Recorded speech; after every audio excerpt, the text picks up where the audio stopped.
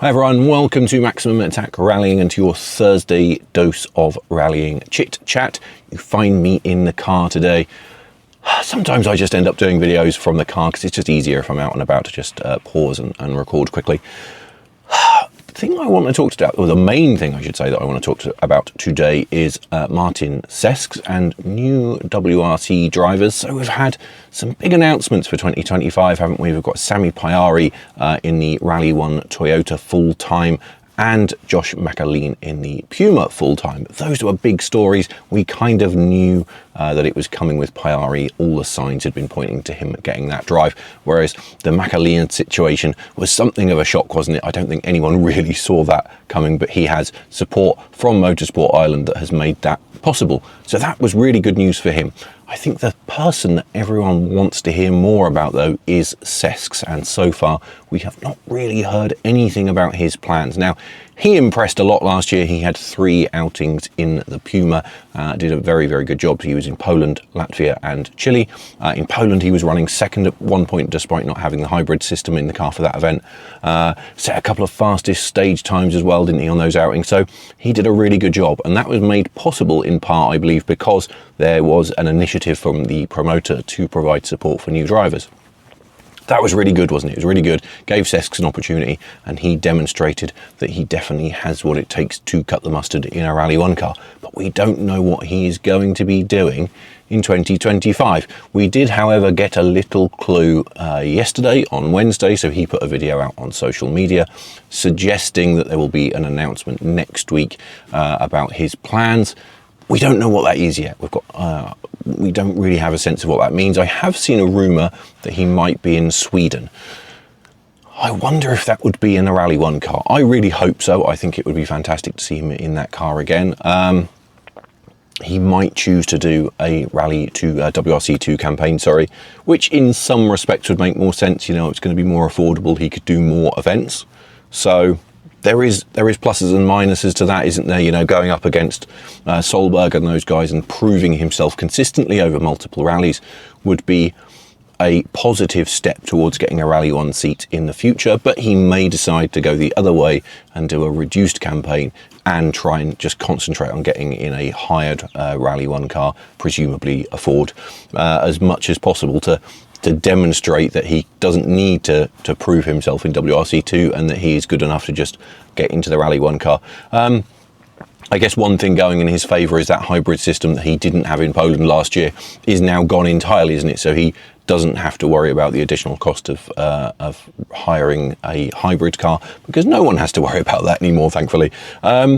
So there is hopefully a bit more opportunity, isn't there, in that respect, and hopefully that will help him to raise the funds. I personally would love to see him out in the Rally 1 car a little bit more this year.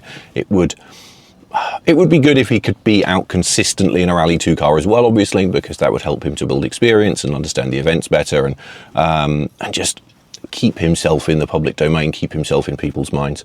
But wouldn't it be nice? It would be so good to see him in the Rally 1 car. I really want to see Sesks move up. I want to see him in the WRC on a permanent basis, you know, partly because of his performances. Obviously, he was, as I said, he was very good in the Rally 1 car, won a couple of stages, and he impressed everyone in terms of his speed. But I think the thing that just really, really made an impression on me, at least, and I think a lot of you guys as well, was just his demeanour. You know, he was really happy and bubbling, and he was, you know, bursting with personality and laughing and joking, and he seemed to really enjoying the experience. And he just brought some energy, didn't he? He brought some energy with him, and we desperately need that. You know, the bigger the personalities that we have in the drivers, the better for everyone. So I really, really hope Sesks gets that opportunity. We will find out more next week. So on that note, we will have to wait and see what happens. Speaking of waiting and seeing what happens, I said in Monday's video, where I did a little preview of the first round of the British Rally Championship, the East Riding Stages, that takes place next month. If you haven't watched it, go and watch it. There was lots to talk about in terms of drivers. The big news there is that Chris Ingram has registered for the first round of the series. What I said in that video is that we didn't know at that point what Keith Cronin was planning for 2025. He is a 4-time British Rally champion, and last year he was going for title number 5. Didn't quite come off for him, unfortunately, a little bit of bad luck and some issues. But we now do have a little bit of a clue. I had heard people talking on social media saying that he was going to be concentrating on Ireland in 2025 and was planning an Irish Tarmac Championship assault again. But it looks like he does have desires on the BRC again, because his name has appeared on the entry list for the East Riding Stages, the first round of the BRC. Unfortunately, he is a reserve. He does not have a guaranteed entry because his entry went in relatively late, and there is lots of interest in that rally, which is obviously a good thing. So it looks like he does at least have an interest in doing some of the rounds. We don't, as I said, we don't at this point still know his full program, but good to see him trying to do the first round of the championship. Perhaps most interestingly amongst that is that he appears to have dropped the Fiesta that he was using last year. That car was for sale. I don't know if it's been sold, but he will be in a Citroen C3 Rally 2, so there was a change for him there. I really hope he gets a run. I think obviously seeing Cronin there would be fantastic. It would be a really good boost for the championship, for that rally as well, and an extra bit of juicy competition for Ingram. Obviously it would be good to see Cronin in that car and see how he gets on, see if that makes any difference, but we can't get our hopes too much, get our hopes up too much, I meant to say, because he is unfortunately a long way down that reserve list, so he might not get a run, unfortunately. And you know, the organisers have to be fair, don't they? They have to be fair to the people that put their entries in sooner, so they can't realistically bump Cronin up the list just because he's a bigger name.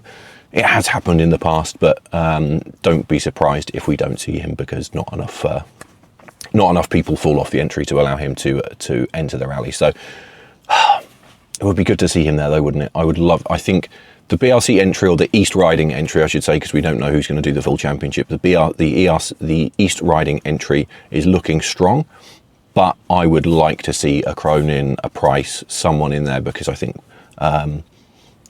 Ingram is, I think, while the entry is good, I think he is the clear favourite right now based on the entry as it stands. So I do hope that Cronin gets a run, because I think that will add to the competition. So that is one piece of news. Another piece of news is that if you haven't done so already, you should check out the Maximum Attack Rallying merch store. Make sure you go and do that. It definitely helps me if you do that. It helps me even more if you click and buy something. So have a look through. There are t-shirts and hats and all sorts of other things for you to look at. There is just one other little topic that I want to touch on before I go, and that is Diego Dominguez. So it was reported on dirtfish.com yesterday.